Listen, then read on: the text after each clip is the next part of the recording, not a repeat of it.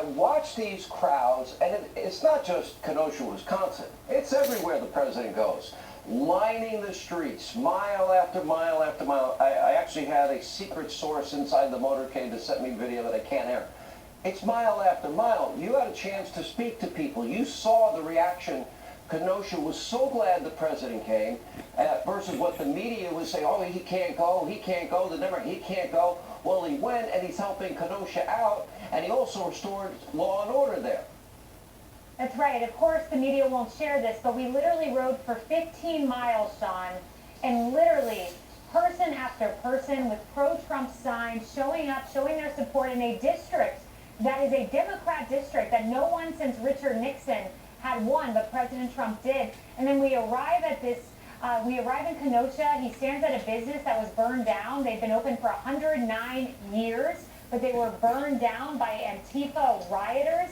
Then we move on and we go to law enforcement, where we meet with U.S. Marshals, our brave local law enforcement. And I saw this woman, and she was a little shy, and I was talking to the U.S. Marshals, and I moved on, and I came back after the president passed through, and there's this woman crying, the same woman who was a little shy and nervous, crocodile tears. They had their arms on her back, and I said, what happened over here? And they said, President Trump came over, spoke to her, gave her a little pin from the White House, and she's stunned, she's humbled, and she's honored that this is what the commander-in-chief did for a woman from Jackson, Mississippi. That's the respect this president has for our men and women in this country, and I see it every day.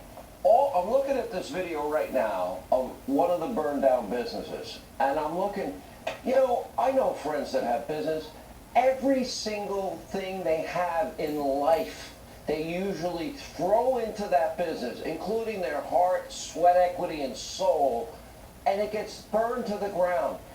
Look, Kenosha got the help. A little late, but they got the help. And the president restored law and order. The president did it in D.C. The president did it in Minnesota. He's been begging New York, Chicago, Seattle, Portland, L.A. to help. They keep refusing the help. Why, when people's lives are destroyed and people are dying? It's a great question. And look, Governor Evers, to his credit, finally did request the help. But, as was said today, what if he had requested it 24 hours earlier? This business that had been open for more than a century would still be there. What if Mayor Wheeler, the derelict mayor, irresponsible mayor out in Portland, who's seen violence in the streets for 100 days, had requested that help?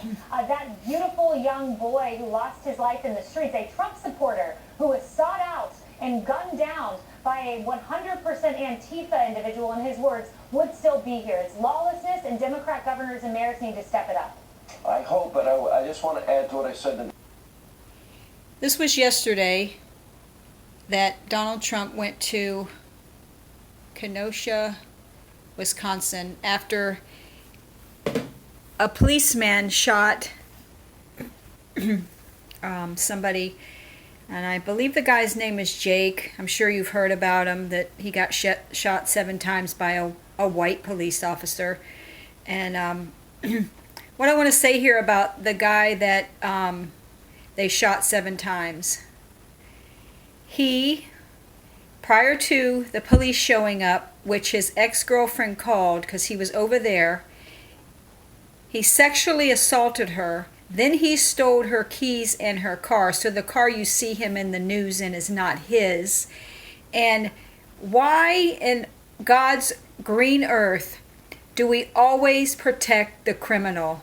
Look, I understand the guy got shot 7 times. Maybe he should have just been shot once. I was not there, so I can't tell you the story personally.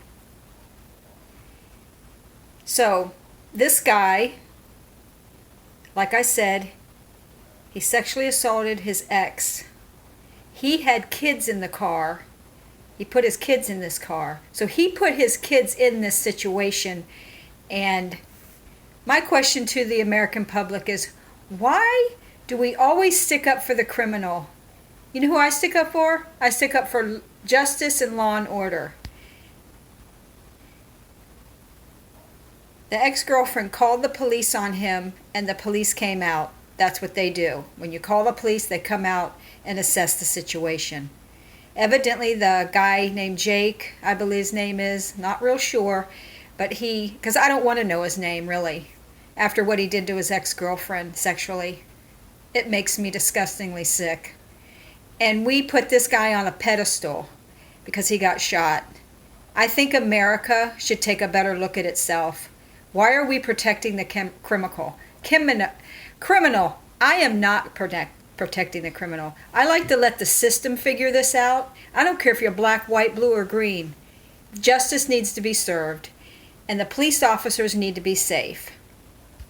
So what you see in front of you here is the night after they burned this town down. But what happened here is, instead of letting it linger on, the governor or the mayor of Wisconsin, they called in the National Guard because President Trump offered it to them. He could come in and clean it up. So they only had 1 or 2 nights of this. Well, probably 2 nights. So anyway, that's all I got here. But let's stop burning down buildings and protecting the criminal. Let's get some facts first instead of just using the mentality of white cop shoots black guy. Okay, this is what I think.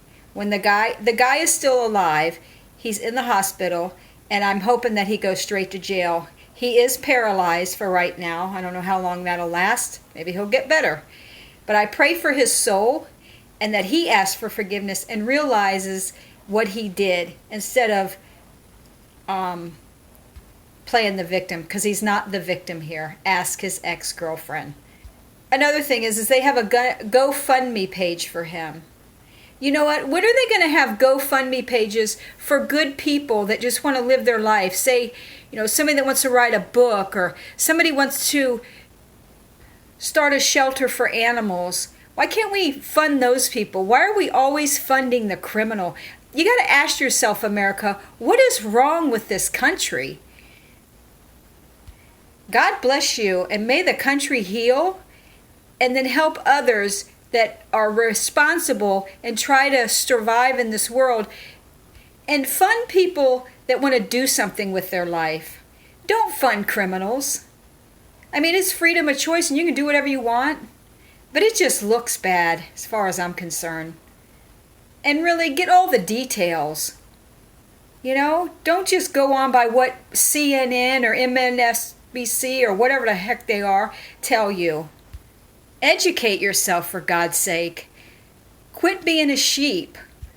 President Trump, he says some things that we don't like, and you know what? But I stand by him and I stand for him. You know why? Because he loves this country. If you want to go back in time and watch some videos that he made with Rona Barrett and Larry King and Ted Sebastian, go check those videos out. They're on YouTube. Do your research on this guy. Don't just believe everything you hear. And one thing is, stop being so negative and start helping people that aren't criminals. There's many of us out here that want to do something with our life, and we don't have the money. Fund those people. God bless you. For God's sakes, because we need it.